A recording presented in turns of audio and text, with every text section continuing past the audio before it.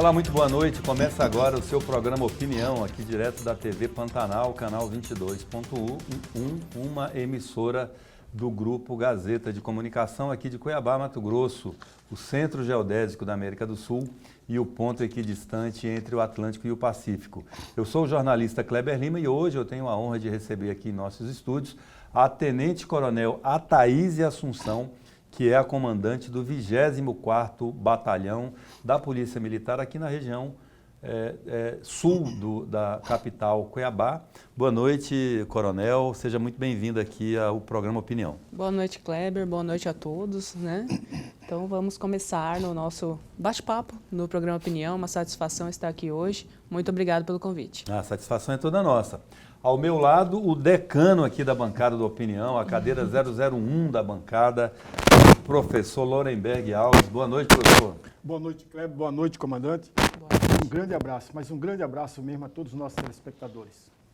Muito bem, você já está acostumado aqui aos costumes, né, como vocês dizem, né, aos costumes da casa, mas eu preciso dizer para você que está chegando agora que o programa Opinião é transmitido simultaneamente ao vivo pelo portal Gazeta Digital e também pelo perfil da TV Pantanal no Facebook, TV Pantanal-Rede TV, e você pode acompanhar, caso você precise se deslocar dentro de casa, precise ir no mercado, desde que não esteja dirigindo, né? Porque nós temos uma autoridade policial hoje aqui, não podemos orientar você a cometer nenhum ilícito aí de trânsito. E você também pode, especialmente você do Tijucal, do Pascoal Ramos, do Pedra 90, do Distrito Industrial, de toda essa margem esquerda da Fernando Corrêa, a partir do Rio Cochipó, que desejar enviar alguma pergunta aqui para a Coronel Athaíse, sobre o funcionamento da segurança pública aí na sua região, fique à vontade, se valha do nosso número, está aí na sua tela, é o 65999322529, que eu tenho certeza que ela terá imensa satisfação em responder às suas dúvidas. Muito bem, vamos lá. Coronel Athaíse, a gente pode chamar coronel, né? Pode. Prevalece a patente maior, Pode né? chamar, Nesses casos. pode chamar. Vamos começar descrevendo para os nossos telespectadores essa área de atuação da senhora, que é a área do 24º Batalhão da PM. Explica melhor do que eu já falei aí, os quadrantes, pelo menos, da sua região. Perfeito. Nosso quadrante principal ali, ele tem o Rio Cochipó é a nossa divisa com o 9º Batalhão. Né? Em Cuiabá, o 9º Batalhão era o único que dominava toda aquela parte. A partir do meados de 2021, foi feito um desmembramento. E aí virou 2 áreas de batalhão, para melhorar a atuação policial naquela região sul, que a gente fala, né, região sul da capital. Então é toda aquela triangulação entre o Distrito Industrial, passando pelos bairros industriários, Nova Esperança, Pedra 90, Voluntário, Cinturão Verde, até São João del Rei, Osmar Cabral, e finaliza a nossa atuação ali no contorno leste, na altura do Cochipó também. Ali, ao todo, são o quê? Aproximadamente 110 mil habitantes nessa região? Pouco mais de 110 mil habitantes, né? Em um IBGE antigo, temos 110 mil habitantes de população. Contamos com 65 bairros, entre assim, bairros e localidades, né? Alguns locais que ainda não se emanciparam como bairro, residencial, mas localidades. Mora gente, né? Mora uma gente, comunidade. 65 pontos de localidades abrange o 24º Batalhão. São 3 companhias que nós temos, né? Uma que basicamente atende a região do Distrito Industrial, que faz ali o limite até a Imigrantes. A outra companhia, que é a Companhia do Pedra 90, a 2ª companhia, que abrange toda aquela parte do grande Pedra 90, né, dos bairros ao redores, e a 3ª companhia, que é a do São João del Rei. Companhias essas comunitárias. Legal.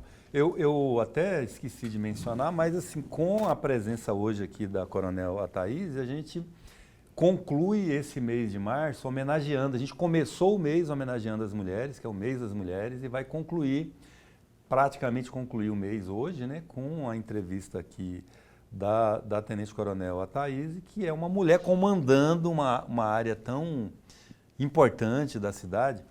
E o Pedra 90, particularmente o Pedra 90, ele era até um bairro meio estigmatizado, que era tido como um dos bairros mais violentos de Cuiabá. Essa realidade hoje mudou, Coronel? E mudou no seguinte sentido, de que melhorou lá ou mudou porque deu uma piorada em todo lugar? Como é que é isso? Vamos Porque às vezes discutir, tem né, isso, professor? Vamos lá. Primeiramente, né, agradeço o chamamento aqui no programa Opinião, né, agradeço o meu comandante, o coronel Fernando Tinoco, que está aí muito fortemente atuando à frente da Polícia Militar. Obviamente, o coronel Lima Júnior, que é o grande comandante aqui da região da Baixada Cuiabana, da capital. Que é o CR1, né? Que é o CR1, que me oportunizou estar hoje à frente desse comando, né, desde outubro de 2024, foi quando eu assumi e até hoje permaneço no comando à frente dessa área de atuação policial, muito importante aqui na capital. O Pedra 90, né, como bem colocado ali, foi uma...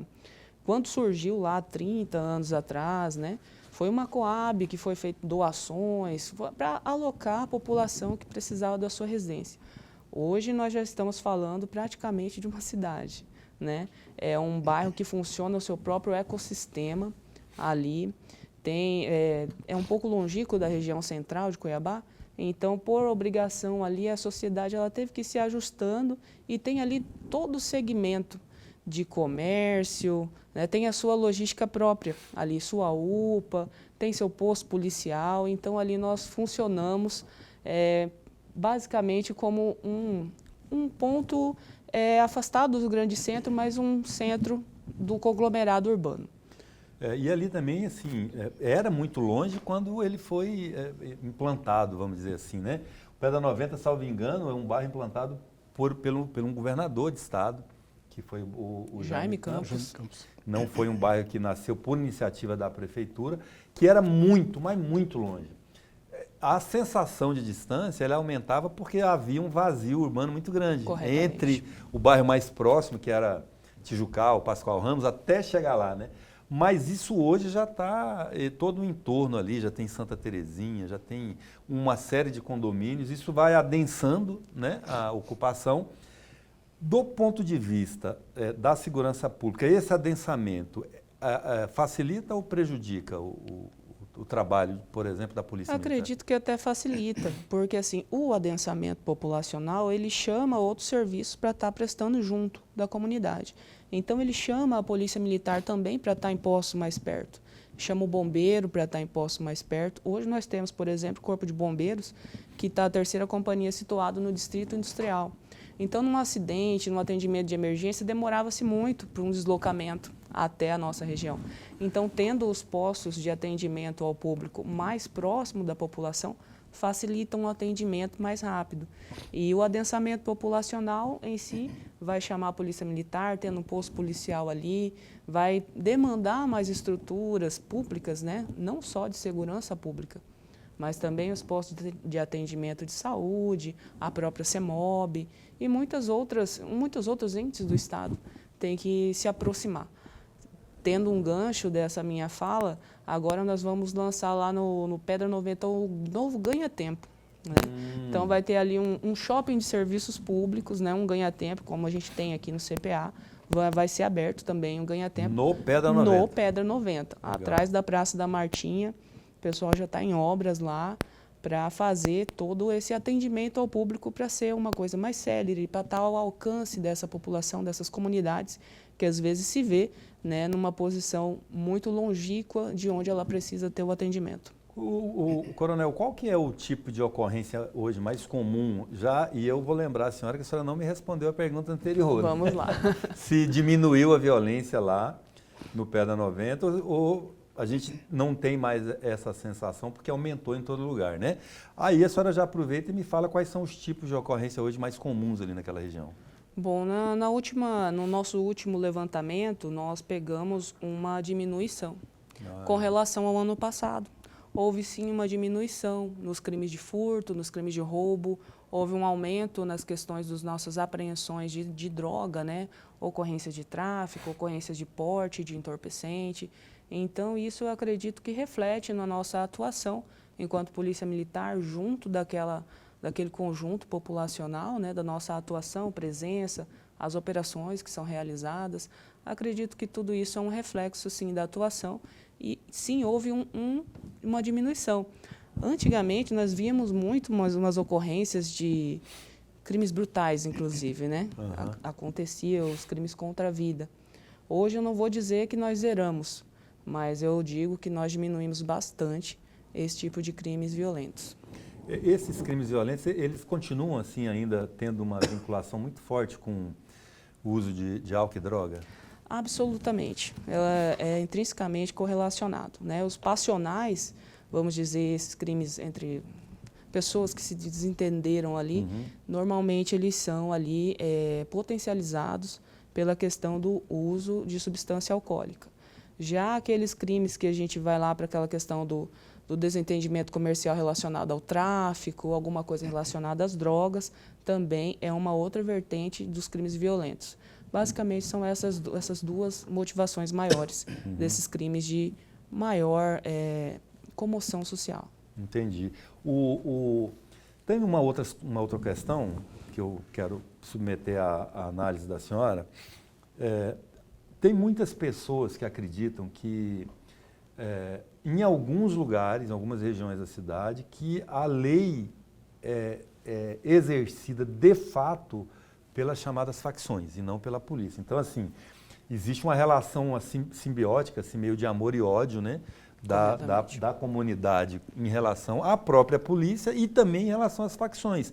Porque se, por um lado, elas causam as mortes, elas recrutam as crianças e os jovens tanto para consumir como para traficar os produtos ilegais, por outro lado, por exemplo, elas proíbem furto e roubo, porque não querem chamar exatamente a atenção da polícia. Exatamente. Como é que é isso na visão da senhora que está lá fazendo esse enfrentamento diariamente? Eu vejo assim que é uma realidade brasileira que hoje todas as forças de segurança pública enfrentam no Brasil, de modo geral, que são as ditas facções criminosas, né? E elas tentam gerar lucro, gerar rendimento através prioritariamente do tráfico de drogas.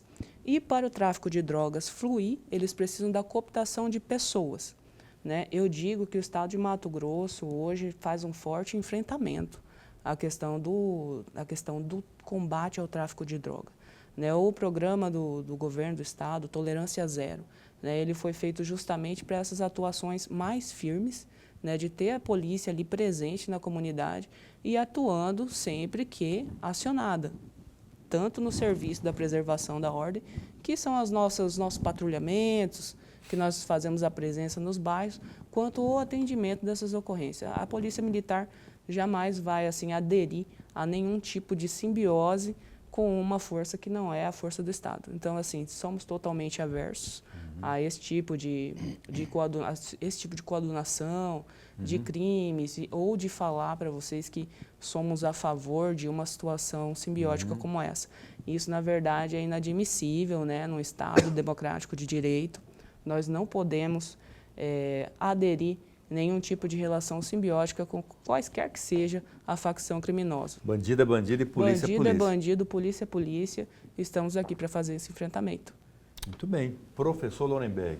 Comandante, eu vou voltar à segunda frase da primeira resposta que a senhora nos deu, quando a senhora falou, minha senhora, até 2001, se as minhas afirmações não estiverem corretas, a senhora vai corrigindo sempre. Perfeito. Até 2001, toda aquela área estava sob o domínio e o comando do 9º Batalhão. A partir de 2001, houve um desmembramento. Uma parte continuou sob a ótica e os braços do 9º Batalhão e a outra parte sob o comando do 24º Batalhão. E aí vem 3 perguntinhas muito rapidamente, até para ajudar o amigo telespectador. Perfeito. A primeira delas, qual é o contingente, qual é o tamanho, o número de militares que compõem o 24º Batalhão?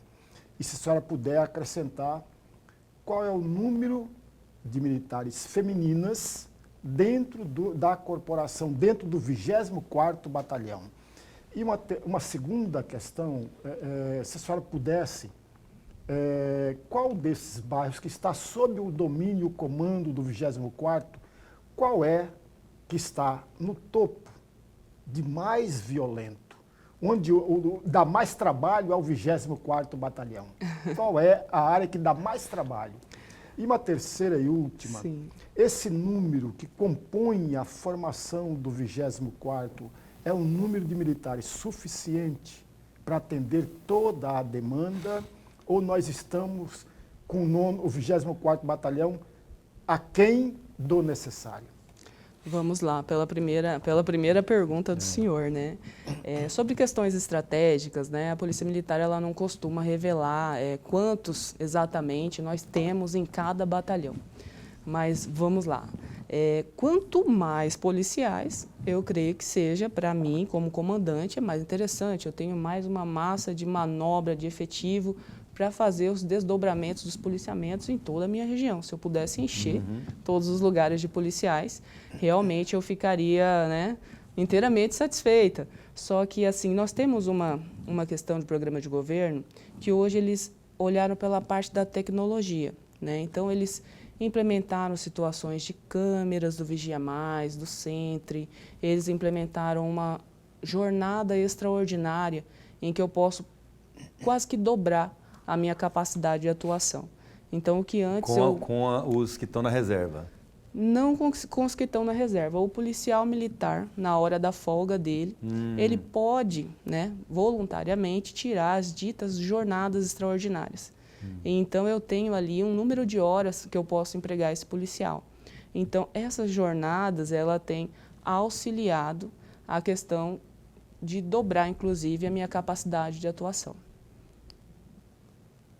Hoje, sobre os efetivos de policiais militares femininos, eu tenho 6 policiais militares femininos na minha área. Pouco muito até. pouco, muito pouco. Em relação aos outros batalhões, são batalhões maiores da capital, como o 1º batalhão, que é o batalhão histórico do Porto, o 3º batalhão, que é o batalhão de CPA, o 10º batalhão, que é da região ali do Consil, ali da Miguel Sutil.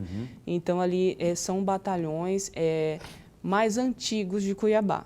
Então, esses sim, eles têm uma área, inclusive, maior, adensamento populacional muito grande, eles têm um efetivo maior em comparado ao meu. Mas sim, eu tenho uma capacidade de utilização desse efetivo de forma que ele possa atender às minhas demandas, né? Se me falar hoje qual que é o bairro que me dá mais trabalho, eu posso responder que é o bairro onde eu presto mais atenção, é o Pedra 90, de fato. É um bairro que eu tenho muito adensamento populacional, o meu público ali é muito jovem, crianças, mulheres, e sim, uma ocorrência que me chama bastante atenção nesses bairros de maior adensamento populacional é a ocorrência da violência doméstica. Infelizmente, né? Infelizmente. Está em todo lugar, né? E assim, essa coisa que o senhor coloca, que o senhor traz esse assunto da policial feminina, eu me lembro que nós temos o quê? 25 anos, se tanto, que nós tivemos a primeira mulher ascendendo ao posto de coronel, que é o posto máximo da PM, né? Foi a coronel Lilian, né? Lilian. Foi no governo do então governador Pedro Táxi, eu me lembro disso, eu atuei no governo como secretário adjunto. E assim, de lá para cá, a gente já tem um tanto de coronéis, né, femininas na Polícia Militar de Mato Grosso. Talvez ainda não seja a mesma proporção que tem de mulheres na sociedade. A Polícia Militar ainda é uma corporação majoritariamente masculina, né? Majoritariamente masculina. Nós tínhamos ali a regra dos 10%, né? Então, toda a inclusão que a gente iria fazer, né, quando abria esse concurso, edital, era 10% reservado às vagas femininas. Quando eu fui fazer, era uma turma de 40 oficiais, 10% feminina, entramos em 36 homens e 4 mulheres, né? Então, ali, a gente está falando de 2004, né? Hoje, nós já conversamos em deixar as vagas livres, né? Mas ainda existe a regra dos 10%. Ainda existe essa regra? Ainda existe. Então, seria uma reivindicação. Acredito que vai ser a próxima turma vai entrar nessa configuração de ampla concorrência, né? Corretamente. Tanto de ingresso na corporação ou só na academia? Acredito que seja ingresso na corporação. Na corporação. Sim. Muito bem. Então, assim, as mulheres E até que não demorou tanto, né? Assim, quem sabe vamos ter que nos preparar para outros tipos de enfrentamento, né? Outros tipos de readequações dentro de um ambiente corporativo, por exemplo, que antes era predominantemente masculino, né? agora pode estar aí na possibilidade de receber um maior índice feminino. Muito bem, Coronel Lilian, Coronel Zósima, né? Assim, Franciane, que hoje... eu até ia me perguntar isso para a senhora, que a Coronel Franciane já comandou esse batalhão que a senhora está. Ela comandou o 9º Batalhão. O 9º. Na época que ela estava, né, servindo na parte mais executiva da Polícia Militar, ela comandou o 9º Batalhão. Depois o CR1. Eu não sei toda a trajetória da depois me comandante, parece mas que ela o foi CR1. a 02, né, do staff da Polícia. Ela é a comandante adjunta da Polícia Militar. Aí, Coronel Franciane, a senhora está nos devendo uma vinda aqui. A sua assessoria prometeu para a semana passada. Já está vindo aqui a Tenente Coronel Thaís. Agora a senhora tem que cumprir esse compromisso conosco aqui, né, professor? Com certeza. Vou cobrar lá de novo a assessoria. E você que está em casa, tem um espaço aberto aqui para se pronunciar, para enviar perguntas para a Coronel Thaís. E eu quero fazer uma provocação, como diz o professor Lorenberg, que é você que está em casa. Qual é o bairro mais violento aí da região, do 24º Batalhão? É o Tijucal? É o Pascoal Ramos? É o Pedra 90? É o Industriário? É o Nossa Senhora Aparecida? Enfim, participe e mande, porque assim, a turma do CPA fala que é o Pedra 90, mas eu não sei. Não sei porque eu não estou lá, né? Então vamos ver aí, se na turma do CPA começa a ligar daqui a pouquinho aqui e dizer que é o Pedra 90, que é o Tijucal. Aproveite o intervalo e mande a sua participação através do 65999322529. 1 minutinho e meio, a gente está de volta, não sai daí.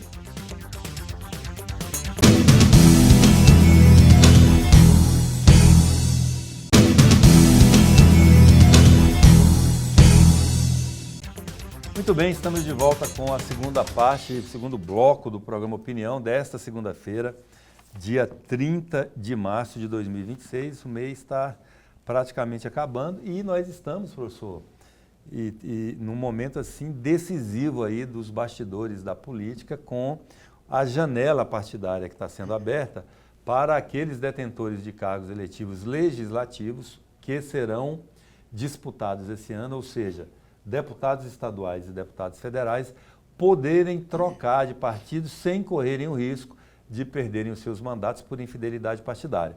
É isso mesmo que você está entendendo. Na política brasileira é aberta uma temporada oficial para a infidelidade, que você pode sair e trocar de partido sem que isso seja considerado traição ou infidelidade. Coisas que não deveriam acontecer, mas que acontecem, então nós vamos chamar um destaque do Gazeta Digital que fala um pouco disso, desse momento, que também é um momento em que os governadores ou membros do Poder Executivo que desejarem concorrer a cargos para os quais eles não possam disputar no cargo, ou seja, que não seja reeleição, também precisam abandonar os cargos, se desincompatibilizar da função, e é o que está acontecendo amanhã com o governador do estado, o Mauro Mendes, que deixa o cargo para disputar uma eleição de senador. Vamos lá, o destaque do Gazeta Digital dessa segunda. Mauro cita emoção e leveza do dever cumprido no governo. Há poucas horas de encerrar sua trajetória à frente do Palácio Paiaguás, o governador Mauro Mendes, do União Brasil, afirmou que deixa o comando do Executivo Estadual com o sentimento do dever cumprido e destacou que ao longo de 7 anos e 3 meses, que está inteirando agora, Mato Grosso avançou em praticamente todas as áreas da administração estadual. Ele também revelou certa emoção na despedida do cargo. Em declaração feita nesta segunda-feira, Mauro admitiu estar emocionado por deixar o governo e relembrou o período dificultoso no início de sua gestão. Contudo, pontuou que predomina a leveza, por considerar que o Estado superou desafios históricos e cotidianos da máquina estadual. Abre aspas, eu confesso que sim, um pouco emocionado, mas ao mesmo tempo com uma sensação assim muito boa de leveza, de saber que enfrentamos, ao longo de 7 anos, muitos desafios, principalmente no início. Os desafios, eles são no poder público diários, cotidianos, porque todo dia nós nos deparamos com enormes obstáculos, dificuldades e burocracia pública. Toda a complexidade que é uma empresa que tem mais de 100 mil funcionários, que tem de atender aí a 142 municípios num estado tão grande como é Mato Grosso, alegou o governador Mauro Mendes. Um governador que deixa o governo com uma aprovação muito boa, muito positiva, aí da ordem de 75% a 80%, dependendo da pesquisa. Então, ele tem, da opinião pública, o reconhecimento para isso que ele falou agora, a sensação do dever cumprido. Na área da segurança pública, a senhora já levantou, não apenas em relação à sua região, mas falando dela e o que acontece também em todo o estado hoje, de números que são positivos, que o governo tem divulgado agora nessa campanha aí de prestação de contas, de final de gestão, né, gestão Mauro Mendes, números positivos por causa do Vigia Mais, por causa do enfrentamento às facções, de equipamentos e armamentos, de ingresso de mais agentes na segurança pública, quer seja da Polícia Militar, da Polícia Civil, da Polícia Penitenciária, que aqui chama agente prisional, né? Correto. Politec, bombeiros, etc. Mas existe pelo menos um número de um assunto que a senhora também já se referiu a ele aqui no bloco anterior, que ainda incomoda o governo, porque esse número vem aumentando ano a ano, e aí eu não sei se é um fenômeno nacional, se é um fenômeno estadual, mas que isso tira o sono do governador, porque a gente vê o desconforto dele quando é abordado pela imprensa sobre esse assunto, e eu acredito que tira o da senhora também duplamente, né? Como agente de segurança pública, como mulher, que é o feminicídio. Como, na visão da senhora, o Estado deve enfrentar esse desafio do feminicídio? É um desafio que vai perdurar para os próximos governos, né? É um número bastante sensível. A questão do feminicídio, nós passamos pela questão cultural, né? Cultural, homem, mulher, e aí nós vamos um buraco ainda mais profundo, né? Que é ressignificar toda essa questão da violência contra a mulher. Seja em endurecimento, né? Que hoje o nosso governador fala muito, em endurecimento dessas leis, às vezes prende a pessoa por uma, por outra, reiteradas vezes, às vezes até pelo mesmo crime, mas ainda está aqui convivendo em sociedade, né? Então, nós devemos, primeiramente, começar pela questão da legislação, para depois a atuação policial, para ser um pouco mais rigorosa, para ter esse cumprimento de verdade e também investir nas políticas, né, de segurança, políticas públicas, na questão dessa defesa das nossas mulheres. Muito bem. Eu estava aqui fazendo essas provocações em relação ao Pedra 90. Ó, a gurizada do Tijucal está participando aqui, está falando que é o Pedra 90, sim, que esse título ninguém tira do Pedra.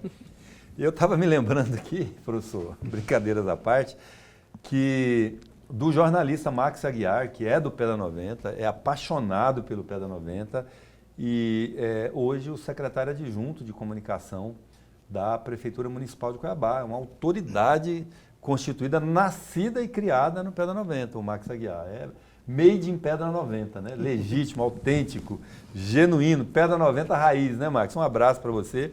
E também a Ivete, que é líder comunitária na região do Pascoal Ramos, né?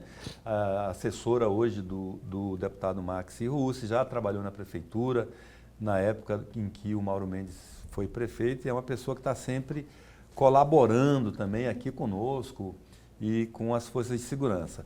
Aí isso me dá um gancho para perguntar à senhora, como é que está, se ainda existe no âmbito do governo do Estado, e lá na sua região também, aquelas bases comunitárias de segurança que foram implantadas lá atrás pelo então secretário Carlos Brito. Eu lembro que ele apresentou isso, Carlos Brito de Lima, um civil que foi secretário, um político, né, que foi secretário de Segurança Pública, mas trouxe essa experiência das bases comunitárias, porque ele já vinha do movimento comunitário e me parece que deu muito certo isso. Como é que funciona hoje essa relação da Polícia Militar com o movimento de bairro? Primeiramente, um abraço para a Ivete, né? Grande parceira lá, atuante no Pedra 90. Nós estamos lá realizando nós estamos mais nas questões da realização das ações sociais do que nos projetos sociais.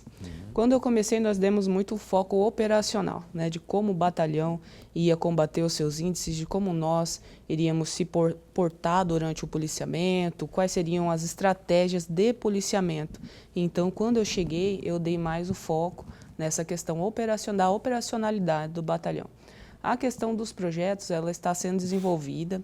Atualmente, nós fizemos uma parceria com a CETASC, de estar fazendo um projeto que, inclusive, nós vimos que deu muito certo aqui na região central, é a questão da defesa pessoal voltada ao público feminino, né, para que as mulheres possam ali fazer um projeto mais aproximado da PM, vítimas ou não de violência doméstica. Até para prevenir, né? Para não se tornarem vítimas. Para né? estar fazendo uma palestrinha com ela de vez em quando, para estar mais junto dessas mulheres, cooptar maiores informações, deixar a polícia militar mais próximo desse acesso, né? Muitas vezes as pessoas não denunciam, seja por medo, seja por alguma dependência emocional, financeira, ou seja ela qual for, daquele agressor ou daquele âmbito familiar com que ela está inserida, né? Então, nós vamos dar um pontapé no sentido de estar fazendo o projeto voltado para as mulheres. Lá muito se fez o projeto social PM Júnior, Só Alegria. Tínhamos esses projetos que, quando eu cheguei na área do batalhão, eles já estavam em condições de desativação. Eles já não estavam funcionando. E agora, passada a parte daquele foco operacional, nós estamos revitalizando esses projetos. Vamos começar pelo projeto das mulheres, né? Principalmente por esse enfoque nessas questões do movimento da questão da Maria da Penha, daquele movimento mais voltado à mulher mesmo, e posteriormente revitalizando Só Alegria, o PM Júnior, que é mais com as crianças, né, para estar trazendo elas para o ambiente do quartel. Futuramente, a nossa base comunitária vai funcionar dentro do prédio da estrutura do Ganha-Tempo. Ah, legal. Então, assim, antes da base do Pedra 90, que se vocês forem olhar a nossa estrutura predial, são 2 terrenos de Coab de 10 por 20, que foi ali cedido para funcionar a base do Pedra, na época que se formou o Pedra. E hoje nós já estamos discutindo uma estrutura mais moderna, que atende melhor aos nossos policiais e também com ambiente de auditório, para estar recebendo aí a comunidade dentro das nossas instalações. A comunidade, assim, os líderes comunitários, vamos separar um pouco. Comunidade, que é formada de todos os moradores do bairro, né, ou da região, dos líderes, das lideranças comunitárias, que é o presidente de bairro, os membros da associação, dos moradores, o clube de mães, né? É possível estabelecer parcerias assim no dia a dia? Como é que se dão essas parcerias? Como é que um líder comunitário, por exemplo, pode auxiliar no atendimento de uma ocorrência de violência doméstica, por exemplo? O que ele faz? Ele vai lá e intervém, que é a vontade que dá da gente às vezes de fazer, né? E eu vi outro dia uma matéria que a pessoa foi intervir e acabou sendo ferida. A pessoa que foi um homem que foi tentar auxiliar a pessoa, e vi uma outra, acho que em Sinop, agora, professor, essa semana que passou, que um jovem lá, um rapaz, foi intervir numa briga lá que o marido estava já começando a agredir a esposa, e depois virou marido e esposa para agredir ele.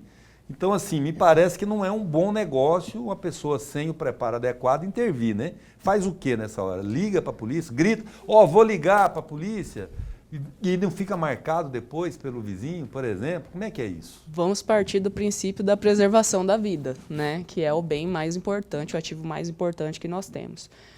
O vizinho está diante de uma clara agressão, né? Obviamente, a turma do Deixa Disso, eu acredito que ela, sim, pode ali estar fazendo o seu primeiro trabalho, mas liga 190. Essa é a nossa recomendação. Ligar para a Polícia Militar já está sabendo que ali está tendo conflito. O agressor também já está sabendo que foi ligado, a PM foi acionada, e as pessoas mais recomendadas para estar fazendo esse tipo de intervenção é a Polícia Militar. Entendi. Além a senhora falou há pouco o seguinte, que o crime organizado, que a gente chama de facção, né, nessas comunidades mais carentes, a base do negócio deles é o tráfico de drogas, né? Mas ali naquela região da senhora, e me parece que está havendo uma movimentação nessa estrutura do crime, hoje no Brasil inteiro, mas aqui em Mato Grosso a gente percebe isso, que eles estão penetrando já no campo com furto de defensivos agrícolas, de gado, ali na região de Cáceres estão já invadindo garimpo, aquela região de Sararé, né, para poder lavar o dinheiro, eu não sei qual que é o interesse deles. E aqui nas zonas urbanas das grandes cidades, me parece que está havendo um claro deslocamento dessas facções do crime organizado para a ocupação irregular de terra, se aproveitando, em muitos casos, da boa-fé de pessoas que realmente necessitam de um lugar para morar. Me parece até que foi algo do tipo que aconteceu ali no contorno norte, que levou ao assassinato de um proprietário, um senhor idoso, pessoa de bem, né, que foi assassinada ali, e inclusive com o envolvimento de um agente público ali, ao que tudo indica. Como é que faz, por exemplo, num caso desse, de uma ocupação irregular, que a inteligência identifica que tem ali no mínimo um incentivo de uma facção? Como é que faz para separar o joio do trigo para poder lidar com esse fenômeno? Primeiramente, numa ocupação de terra, em menos de 24 horas, né, o proprietário teve ali a informação de que a sua propriedade está sendo invadida. Né, ele vai comunicar, logicamente, à Polícia Militar. A Polícia Militar, vendo que ainda não se formou as estruturas de residência, né, ali, que apesar tem menos de 24 horas, só estão ali com carro, pedaço de pau, foice e alguns outros itens, né? A Polícia Militar, hoje, ela está autorizada a ir fazer toda a condução. De ofício, já de ofício, desocupa. De ofício. Faz toda a condução, não há, nesse momento, como separar o joio do trigo. Nesse momento, é feita uma condução generalizada, todos para a delegacia, e lá na delegacia, sim, é feita a qualificação, qual foi a motivação, se a pessoa tinha ou não um outro imóvel e ela está realmente na condição de um ocupante que não tem sua residência, não tem um imóvel no seu nome, e ali é feito esse rastreio. Qual foi a ocupação, quem é o líder, quem que incentivou aquele conglomerado de pessoas a irem naquela localidade. Bem, quando eu cheguei na área do 24º Batalhão, nós tivemos uma ocorrência nesse sentido. Lá naquelas fazendas já ali a caminho de Jaciara, né, ao longo da BR, houve uma ocupação num domingo, né, nós conduzimos um grupo basicamente de umas 50 pessoas. Juntamos um efetivo policial e fizemos toda a condução, achamos pessoa com mandado em aberto, fizemos diversas conduções de veículos irregulares e depois, no auto do inquérito, aí se identifica quem é o líder e qual foi realmente a motivação desse crime. Né, se é correlacionado ou não com facção. Nesse primeiro momento, a gente não tem como fazer essa filtragem, até porque é uma informação que depende de outros meios comprobatórios para nós chegarmos a essa conclusão. E depois de já edificado alguma coisa, erguido, aí a PM só pode agir por determinação judicial? Aí por determinação judicial. Aí a pessoa vai ter que fazer o seu ingresso, né, lá pelo Tribunal de Justiça, pedir, né, a sua reintegração de posse, e aí ocorre todo um rito dentro da Secretaria do Estado para estar deferindo essa reintegração, de modo que tem que ser atendida onde essas famílias vão ficar, mães, crianças, como que vai ser essa condução, né, já que já está tirando o domicílio daquelas pessoas, o suposto domicílio que ela ali fixou ali residência, se ela é residente ou não daquela localidade, e aí é feito outros tipos de destinações. Muito bem. Professor Lorenberg. Comandante, no primeiro bloco, a senhora falou por 2 vezes a questão da violência doméstica. Nesse bloco agora, na primeira resposta que a senhora nos deu, a senhora falou a respeito do feminicídio, e que é a questão cultural. E aí eu vou pedir à senhora um pouco mais de reflexão, aprofundar um pouco essa questão. Veja, em 2024, nós tivemos 175 tentativas de feminicídio. Em 2025, 245 tentativas de feminicídios.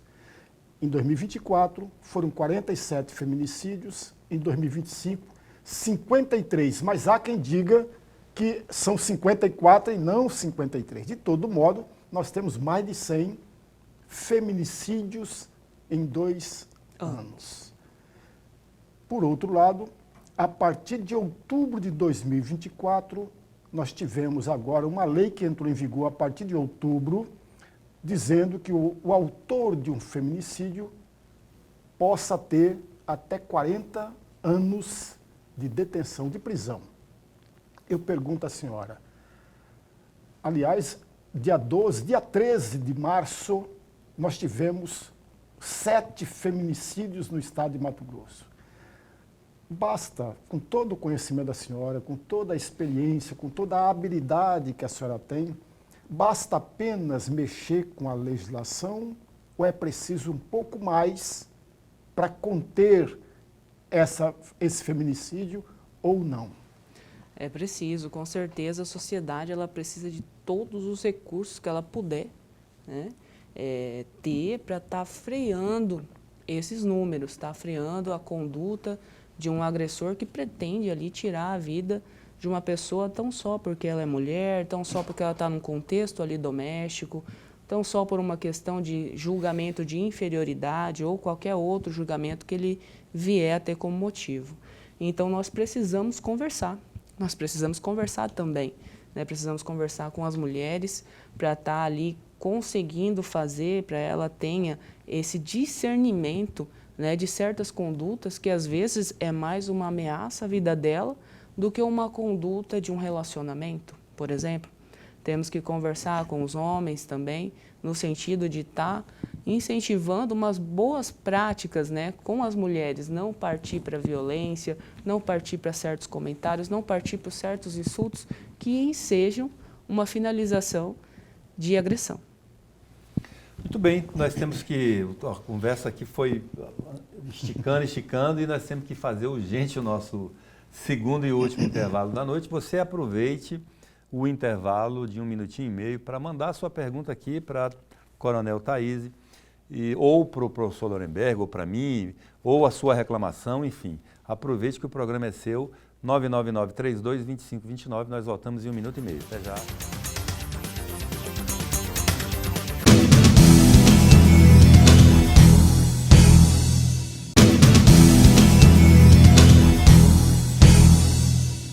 Muito bem, estamos de volta. Hoje passou rápido o programa, voando, com o terceiro e último bloco do programa Opinião, desta segunda-feira, dia 30 de março de 2026. Temos aqui algumas participações. Vamos lá.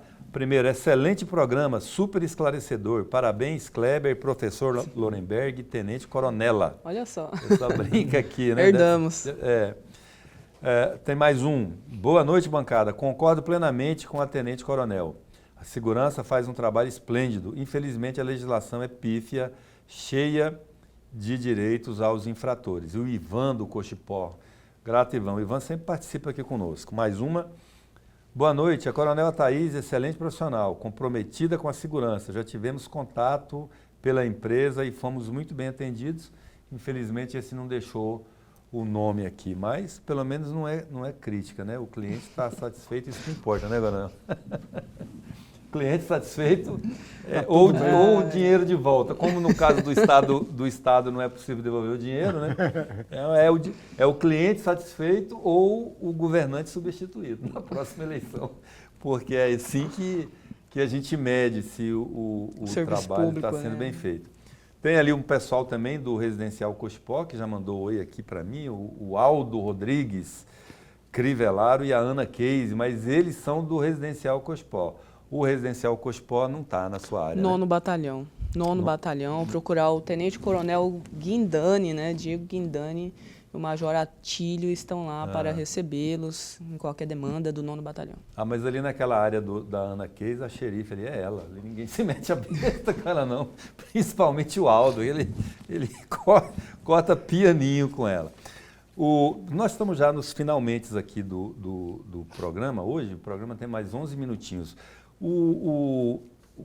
Como é que a gente pode hoje, assim, que dicas que a senhora pode dar? A senhora falou que vai ter um treinamento, né, para as mulheres, para prevenir, né, contra violência doméstica. Mas, assim, que orientações a senhora pode passar aqui agora para uma pessoa que a senhora falou há pouco dos vizinhos ou de um transeunte quando vê. Mas e a pessoa, o que uma mulher pode fazer para evitar de entrar para a estatística de uma vítima de violência doméstica ou, quiçá, de feminicídio, né, que é pior ainda? Corretamente. Uma mulher, quando ela já está, né, no status da agressão física, ela já passou ali anteriormente por uma série de indícios, né? Já teve uma discussão mais acalorada, já teve uma ameaça à vida ou aos filhos ou a alguma situação em que ela pode assim se comprometer ali, eu ameaçar a sua família, ameaçar alguém, se você me deixar, se você usar essa roupa. Então ela já tem que ficar em tom de alerta sobre essa pessoa. A pessoa já tem um comportamento agressivo, ela já foi agressiva em outras oportunidades, ela fez um cerceamento ali na mulher com palavras, com certos tipos de denegrições. Então ali ela já tem que levantar a orelha, né? Comentar com a mãe, com o pai, já se preparar ali seu ambiente familiar para uma notícia que pode vir, para uma situação, porque às vezes a pessoa fica até com vergonha, né? De, estou sendo agredida dentro da minha casa, ele fala isso, fala aquilo, mas não, isso hoje sim virou caso de polícia, né? E nós temos que preservar primeiro pela vida.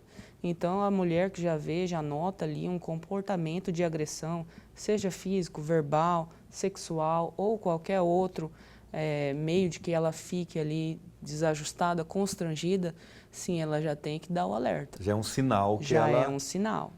Já procurar, já terminar um relacionamento assim, já entrar com suas medidas necessárias, se assim a delegada da mulher, né, hoje temos uma delegacia para isso, lá tem outros recursos, outros tipos de recomendações, ela pode estar ali se assegurando, um botão do pânico, uma outra medida protetiva, tudo isso aí são recursos que tem que ser lançado mão, antes de virar uma estatística. Muito bem. Professor Lorenberg. Comandante, é mais um pedido mesmo, gostaria muito de ouvi-la a respeito. No primeiro bloco, quando a senhora falava a respeito da violência do bairro Pedra 90, a senhora não deixou de mencionar que há um número grande de jovens. E no segundo bloco, a senhora falou, provocada pelo meu amigo Kleber, a senhora falou das facções. E algo que me chama muito a atenção é exatamente o jovem é o alvo preferido das facções, para cooptar esses jovens. Eu pergunto à senhora, é possível a Polícia Militar, de uma forma geral, em especial o 24º Batalhão, identificar essa facilidade de cooptação desses jovens para o tráfico de drogas, ou ainda não é possível identificar isso? Hoje o nosso serviço lá com relação aos jovens, né, e que a gente atende no nosso dia a dia, é muito a questão do som alto, daquelas aglomerações que pode ali gerar algum tipo de desentendimento, ou aglomerações no sentido de fazer uso de substância entorpecente ou mesmo substância alcoólica, né, a questão das motocicletas, né, que os jovens por si só eles gostam mais dessa parte, né, e nessa parte nós também atuamos com o nosso serviço preventivo.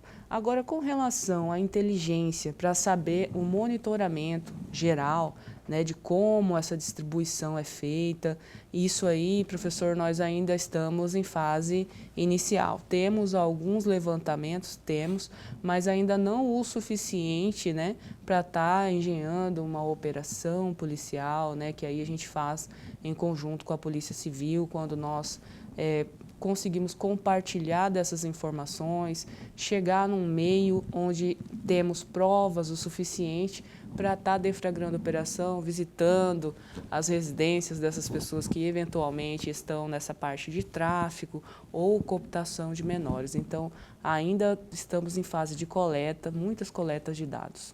Não temos uma estruturação para estar apresentando agora no momento. Isso acaba sendo... Pois não, você quer continuar? Não. Isso acaba sendo uma política mais abrangente, né? Totalmente, né? Já é política uma parte pública, né? Que integra, né, as forças policiais na área da inteligência, né? E é muito interessante isso, né? porque o compartilhar do conhecimento que nós temos da área, né, do dia a dia, com o que eles possam ter numa situação de investigação, pode sim culminar em grandes operações.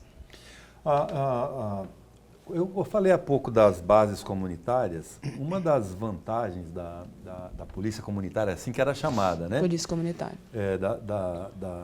Da PM, era o fato de as pessoas, os agentes, terem uma ligação maior com o bairro. Uma coisa parecida com o que é o agente de saúde, que conhece as famílias, vê às vezes as crianças crescerem.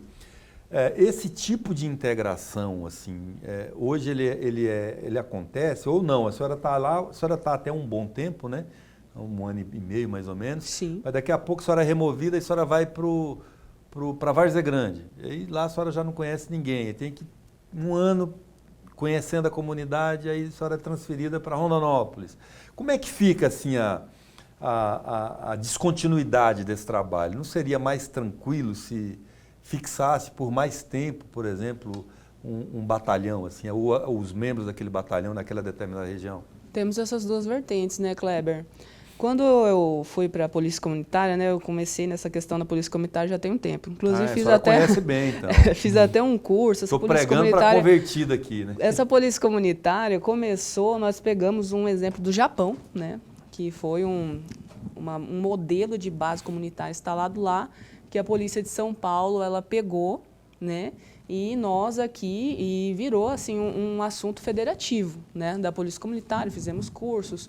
Muitos policiais fez seu multiplicador para estar atuando nessa parte comunitária no sentido de deixar a população mais, deixar nós mais disponíveis para a população, né, para nós permearmos, alcançarmos todo aquele conjunto de população onde nós atendemos através do nosso policial militar.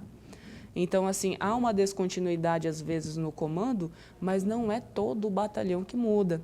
Né? Aqueles policiais que atuam ali na base do Pedra 90, tem policial lá que está lá desde 20 anos de Pedra 90, entendeu? Então, os nossos policiais conhecem muito. E a política dos nossos comandantes é justamente trazer mais a sua cara para o batalhão, né? Deixar você ali mais disponível para aquela população onde você atende. Talvez seja essa também uma função do comando, né? Porque nós estamos setorizados e nesse setor ali, estou ali para atender os anseios da população com relação à PM. Né? Na minha ausência, vai haver outro comandante ali, que também vai ter as suas políticas de relacionamento com aquela comunidade.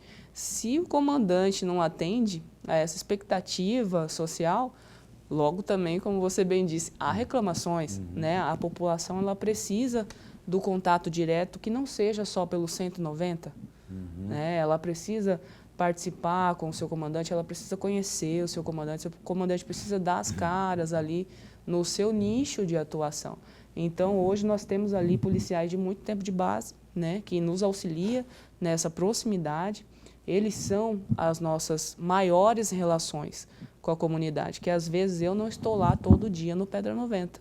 Eu tenho outras áreas também para cuidar, mas o policial que cuida tão só do Pedra 90, ele está ali a longo prazo.